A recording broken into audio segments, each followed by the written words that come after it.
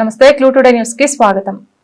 ఈ రోజు యాలాల మండల కేంద్రంలో మండల తహసీల్దార్ గారికి ప్రజా సంఘాల ఆధ్వర్యంలో వినతి పత్రం ఇవ్వడం జరిగింది। ఈ సందర్భంగా కేవీపీఎస్ రాష్ట్ర సహాయ కార్యదర్శి ఉప్పలి మల్కయ్య, వ్యవసాయ కార్మిక సంఘం జిల్లా అధ్యక్షులు యు బుగ్గప్ప మాట్లాడుతూ యాలాల మండలం దౌలాపూర్ గ్రామ రెవెన్యూ గ్రామ పరిధిలోని సర్వే నెంబర్ 75లో చెన్నారం గ్రామానికి చెందిన పేద దళిత రైతులకు అప్పటి ప్రభుత్వం 1980 సంవత్సరంలో సాగు చేసుకోవడానికి 3 కుటుంబాలకు 2 ఎకరాలు పంపించడం జరిగింది।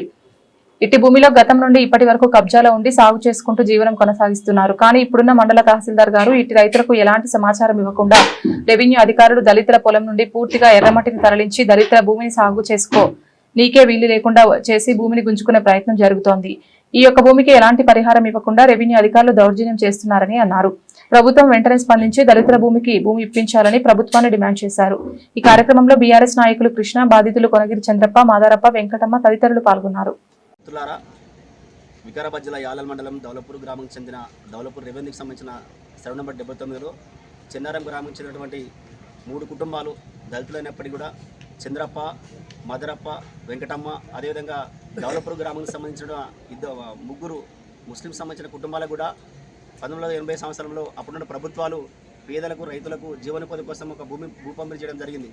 ఇప్పుడున్న ప్రభుత్వం మాత్రం అభివృద్ధి పేరుతో అదేవిధంగా స్కూల్ నిర్మాణం కోసమని సాకుతోటి రోజు పేదల భూములు గుంజుకోవడం చాలా దుర్మార్గం। ఎందుకంటే ఇప్పటికే 2013 చట్టం ప్రకారంగా భూసేకరణ చట్టం ప్రకారంగా దళితులదైనా పేదల రైతులదైనా భూమి ప్రభుత్వం తీసుకున్నప్పటికీ ఆ యొక్క భూమికి భూమి ఇవ్వాలన్నటువంటి నిబంధన ఉన్నప్పటికీ కూడా అదేవిధంగా భూమి తీసుకున్నట్లయితే ప్రభుత్వమే కాంపోజిషన్ కింద వాళ్ళకి పరిహారం ఇవ్వాల్సిన బాధ్యత ప్రభుత్వాలపైన ఉంది।